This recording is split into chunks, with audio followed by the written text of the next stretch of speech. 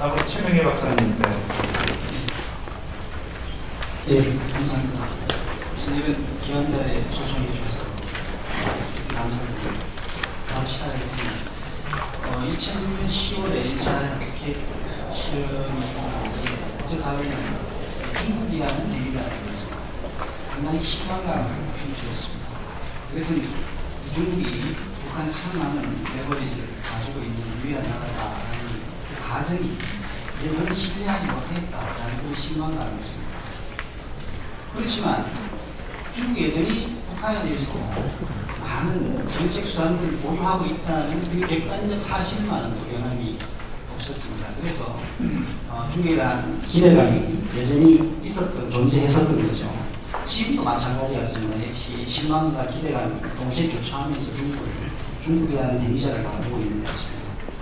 사실 중국이라는 대미자는 요즘에 2차 북핵위기가 있고 난 뒤에 심지어 음모론까지 제기되고 있습니다. 중국이 북핵을 조장하는 것이 아니냐, 북한의 핵 보유를 심각한 위협으로 인식하지 않고 있는 게 아니냐 하는 음모론에 가까운 그러한 주장들까지 제기되고 있는데요.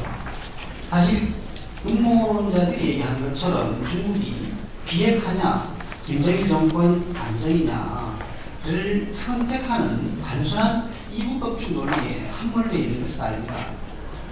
중국은 한반도 비핵화가 실현되지 않으면 지역의 평화와 그들이 상징하고 있는 조화로운 동북아 건설이라는 상위 목표들이 실현되지 않을 거라고 인식하고 있습니다. 그렇기 때문에 한반도 비핵화는 중국에 있어서 핵심 이익으로 강조되고 있습니다. 그렇기 때문에 1차 핵 실험 시에도 중국 내부 정치회의를 통해서 북한의 핵보유는 중국에 대한 명백한 도전이다. 그래서 유엔 안보리에게 찬성표를 던졌던 겁니다. 그럼에도 불구하고 중국의 대북 정책에는 큰 변화가 감지되지 않았습니다. 그리고 결국 2차 북핵 실험이 단행되었습니다. 그렇다면 저는 이 글에서 세 가지 질문을 중심으로 중국의 입장과 대응에 대해서 말씀을 올리고자 합니다. 첫 번째 질문은 중국이 사실 북한에 대해서 많은 레버리지를 가지고 있는 객관적 현실이 있습니다. 그런데 이 북한이라는 대미자가 어떻게, 왜 자국의 경제적 생존에 전제 조건처럼 보이는 중국을 무시하고 이러한 일련의 도발을 계속할 수 있었을까라는 질문입니다. 두 번째 질문은 중국은 북한이 그러한 행위가 분명 자국의 이해에 위배된다는 것을 알고 그렇게 인식하고 있습니다. 더구나 중국은 많은 제재 수단을 가지고 있습니다. 그럼에도 불구하고 왜 그 제재 수단을 쓰지 못하는가? 라는 질문입니다. 세 번째 질문은 그러한 중국의 대북 인식이 실제 대북 정책으로 연결되려면 우리는 또 어떤 노력을 해야 될까? 라는 세 가지 질문을 중심으로 가볍게 말씀드리겠습니다. 우선 첫 번째 질문과 관련해서 말씀을 드리면 중북한 관계 60년사를 해보면 사실 이 역량의 비대칭성이라는 구조적 제약 속에서 북한이 중국에 대해서 쓸 수 있는 전략 옵션이라는 것은 상당히 제한적이었습니다. 중국이라는 마차에 올라탄 적도 있고 중소간에 기회주의적 행동을 본 적도 있고 자력 갱생이라는 기치를 내건 적도 있습니다. 그렇지만 어느 것 하나 치료석을 담하지 못했습니다. 북한이 유일하게 효과를 본 것은 돌출 행동을 통해서 자국의 지상적 위상을 부각시키는 방법이나 아니면 핵 무장을 통해서 중국에 대한 의존을 낮추는 방법이 없었던 것 같습니다.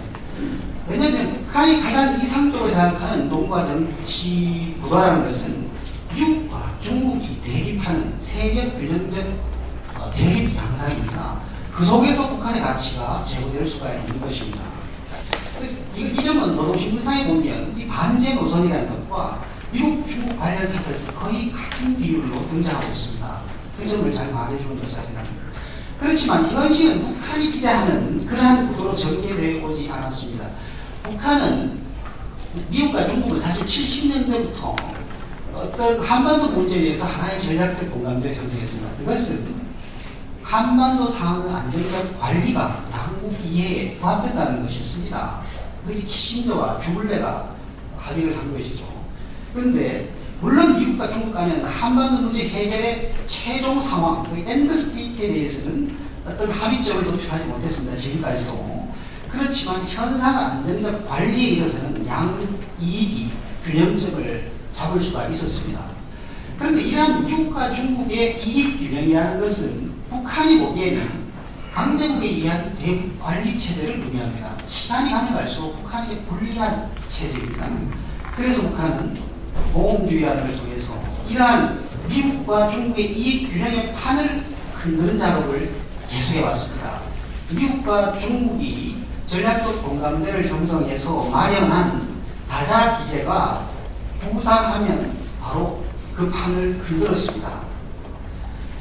북한은 어떻게 보면 정세와 이 변화 가는 중에서 자신의 위상, 자신의 정치적 독자적 목소리를 내려면 이 5대1의 포위형 다자 구조보다는 미국과 직접 대화를 통해서 대중 견제에 협조할 수 있다는 식으로 미국과 전략적 관계를 설정해야 자신이 그리는 동북아의 이상적 구도와 부합되는 것입니다.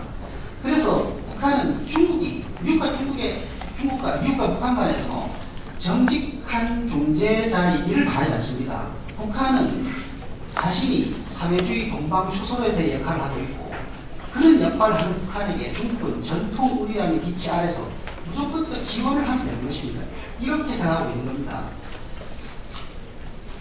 그런데 이러한 요번에 이 북핵 시험도 제가 이 말씀드린 이 역사적 패턴이 반복된 것인가?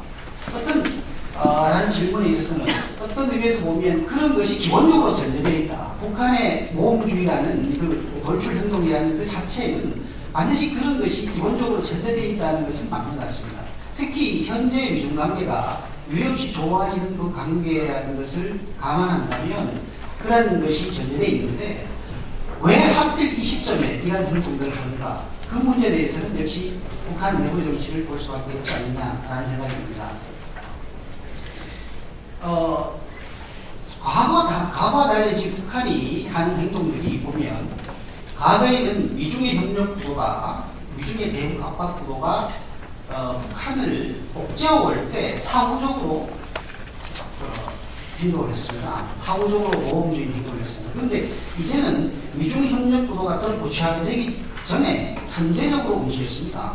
그럼 어떻게 지금 선제적인 행동이 가능했을까라고 생각을 해보면 제 초보적인 판단입니다만 이 북한 후계물 문제, 북한 정권 안정성 문제에 대한 중국의 민감성을 이용하지 않았나 이런 생각이 듭니다. 중국의 대북 통제 방식의 가장 핵심적인 것은 최고 지도자를 관리하는 겁니다. 김일성을 통해서 북한을 관리하고 김정일을 통해서 북한을 관리하는 겁니다. 중국과 북한 간에는 중조순회 방문 협정이라는 것이 있습니다. 중국과 북한의 일련의 정치 지도자, 모임 정치 지도자들이 어떤 공동 생각을 한다든지 어떤 협의를 할 때 제1성이 그겁니다. 최고 지도자 상호 방문의 활성화 및 의사소통 활성화 이런 겁니다. 그렇기 때문에 북한의 최고 지도자가 변동하는 이 시기는 중국에게 상당히 민감한 시기일 수밖에 없습니다. 그러한 점을 북한이 의도하지 않았던 간에 중국에게 사전 인지시켜줬을 가능성이 많다라고 생각이 됩니다. 이것은 지난 1월 23일에 대외연락부장인 왕자우이가 보금도의 친서를 가지고 북한을 방문했습니다. 그 방문 진짜 내용은 알려지지 않았습니다만 그 이후에 방문하고 이후에 북한은 중국으로부터 대대적인 경제 원조를 받았다고 공개적으로 표명하고 났습니다. 이게 대단히 이례적인 것인데요. 사실 이러한 중국의 조치는 사실 역사적으로 이미 오래되었습니다. 북한의 권력이 구조가 변동하는 그 시기에는 북한이 대외적으로 긴장을 고조합니다. 그럼으로써 중국과 북한 간에는 정치적 냉각기를 가집니다. 그러지만 중국은 북한에 대대적인 경제적 원조를 합니다. 이러한 패턴들이 보면 중국이 그만큼 북한 내부 사정, 내부적인 안정에 얼마나 민감하게 반응하는가를 보여주는 것이라 생각합니다. 이것은 93년도부터 98년도까지 중국이 보여줬던 일반적 패턴이었습니다. 바로 이러한 것을 북한은 학습 효과를 통해 이미 알고 있다라는 생각이 듭니다. 다시 말씀드리면 북한은 자국의 내부 권력 구조 재편이 되는 중국과 정치적 냉각기를 가지더라도 북한 정권의 안정에 최우선 목표를 준 지도가 사실은 북한을 제사하지 못할 것이다. 이 안정유지라는 목표에 인지화된 중국의 딜레마를 이미 북한은 알고 있는 것이 아닌가. 그래서 지금 이렇게 선제적